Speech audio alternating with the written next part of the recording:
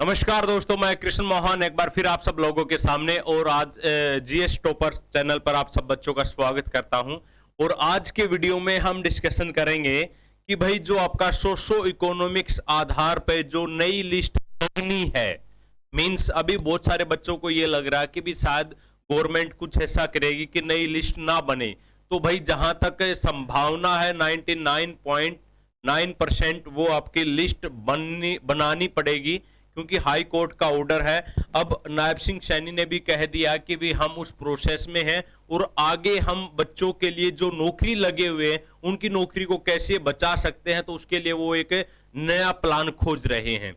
तो अब इस सिचुएशन में अगर हम देखें ना, तो तीन ग्रुप हैं।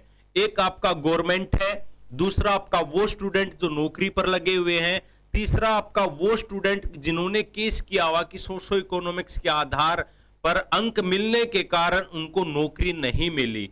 तो अब तीनों के अपने अलग अलग इंटरेस्ट हैं, तो हम तीनों के बारे में डिस्कशन करेंगे कि किसके पास क्या ऑप्शंस हैं।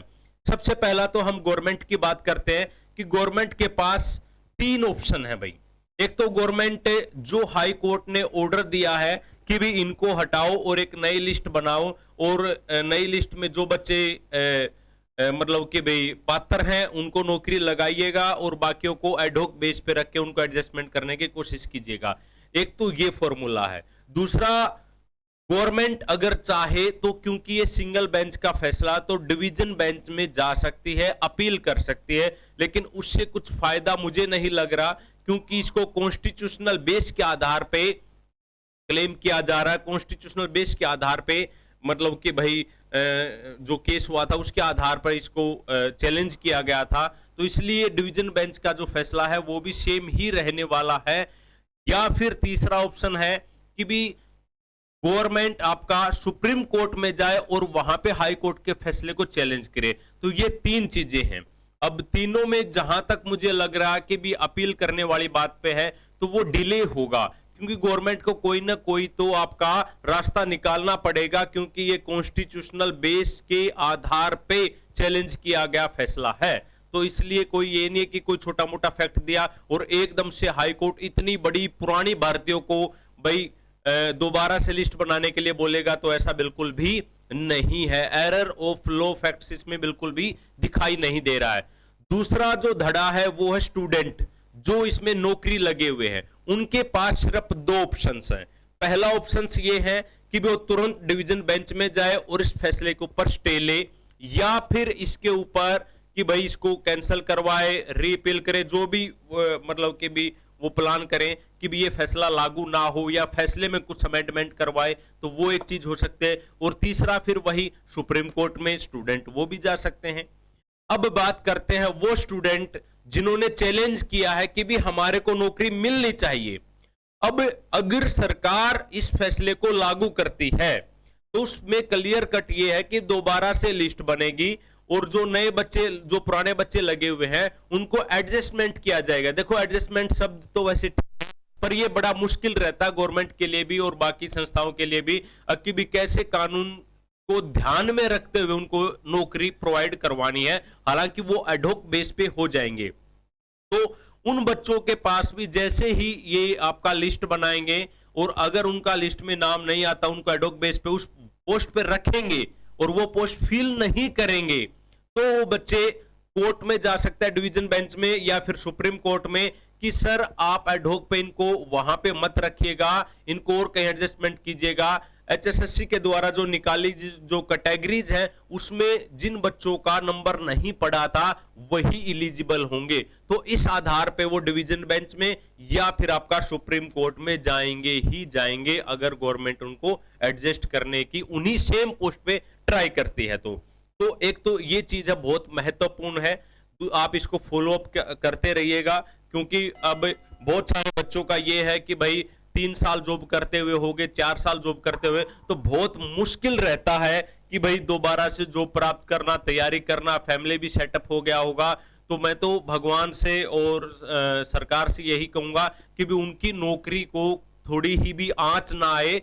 जहां पर है किसी भी प्रकार से कोई भी आप कानून बनाइएगा, कोई भी तरीका ढूंढिएगा ताकि उनकी नौकरी बची रहे, उनके ऊपर आंच ना आए, और ये फैसला भी जल्दी करे, क्योंकि ये स्ट्रेस का माहौल रहता कि भी 2 महीने से 3 महीने से वो वेट कर रहे क्या होगा क्या नहीं होगा। और दूसरा सबसे बड़ा जो मुद्दा है सीटी 2025 को लेके कि भी कुछ लोगों ने ना एक नकली डुप्लीकेट लिंक क्रिएट कर दिया है फ्रॉड करने के लिए। उससे क्या होगा, या तो उससे आपके पैसे भी ऐंठे जा सकते हैं जो हम फॉर्म भरते हैं सीटी के लिए। दूसरा, अगर आपसे पैसे ना ऐंठे जाए तो आपकी जो प्राइवेसी है, राइट टू प्राइवेसी, वो आपकी वायलेट हो जाती है, ब्रीच हो जाती है। उन लोगों के पास आपका सारा डाटा चला जाएगा, उसके साथ वो छेड़खानी कर सकते हैं। तीसरा, आपके साथ क्या हो सकता है कि भी आप फॉर्म भर दोगे, आपका फॉर्म सबमिट भी हो जाएगा और आपको लगेगा कि भाई हमने तो फॉर्म भर दिया, लेकिन एचएसएससी के पास वो फॉर्म ही नहीं पहुंचेगा। तो इसलिए बच्चा जो भी फॉर्म भरे तो एचएसएससी की ओरिजिनल साइट पे जाके ही रजिस्ट्रेशन करे। तो इस बात को सुनिश्चित कर लें कि भी आप किस लिंक के माध्यम से फॉर्म भर रहे हैं। किसी के द्वारा भेजा गया फॉर्म या कोई सेव किया गया लिंक, उससे आप फॉर्म नहीं भरेंगे।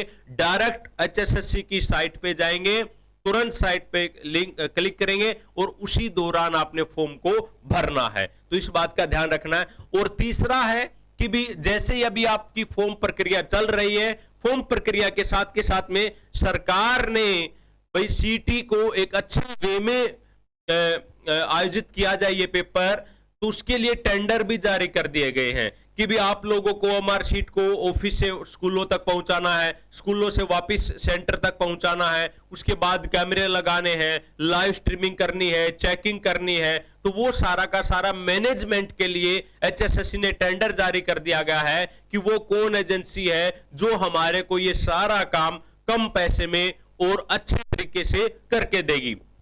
तो इसलिए आप पढ़ाई भी साथ के साथ में रखें। जैसे ये टेंडर कंप्लीट हो जाएगा तो उसके बाद आपकी तैयारी शुरू हो जाएंगी। और तैयारी पेपर कब होगा, तो कम से कम आप मान के चलिएगा अभी भी 2 महीने आपके पास है। आज भी अगर आपने तैयारी शुरू नहीं की ना, तो आज से ही तैयारी को शुरू कर दें।